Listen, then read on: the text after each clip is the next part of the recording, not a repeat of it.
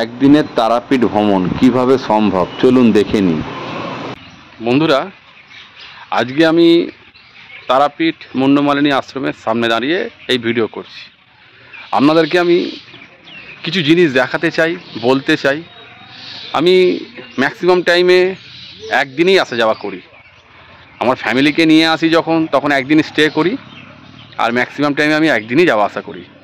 আজকে আমি মুন্ডমালিনী আশ্রমের এখানে এসেছি, মায়ের শ্মশানকালী মায়ের দর্শন করলাম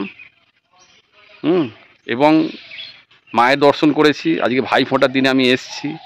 আমার যখন মন চায় আমি চলে আসি। অনেকদিন ধরেই ভাবছিলাম আসবো, সময় পেয়ে উঠিনি।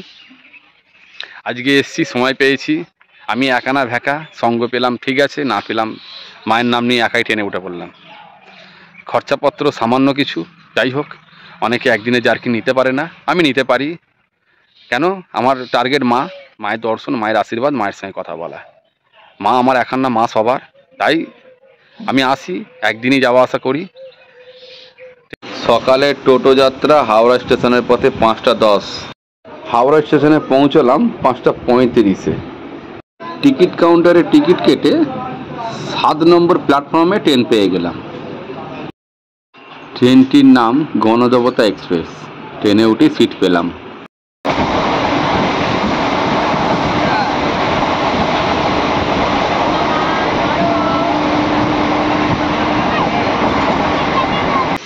পৌঁছলাম রামপুরহাট 10টা 1-এ। স্টেশন থেকে অটো জাতীয় বিক্রম গাড়ি করে 30 টাকা মাথা পিছু মায়ের মন্দিরের দিকে রওনা। দেখা যায় পথে মায়ের মন্দির গেট।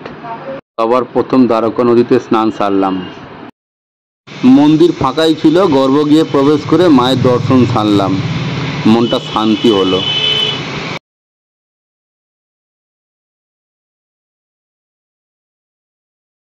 তারপর চলে এলাম শ্মশানে।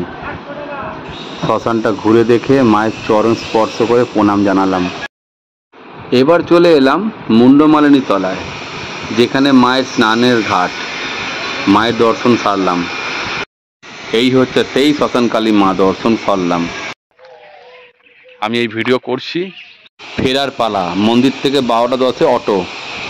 রামপুরহাট স্টেশনে চলে এলাম। লোকাল ট্রেনের টিকিট 50 টাকা করে মাথা পিছু হাওড়া পর্যন্ত। Train Sealdah emu local Guddu, চেপে পড়লাম। এসে পৌঁছলাম ব্যান্ডেল স্টেশনে। এবার লোকাল ধরতে হবে আমায়। এবার লোকাল ট্রেনে চেপে বালি স্টেশনে পৌঁছলাম 7টা 35-এ।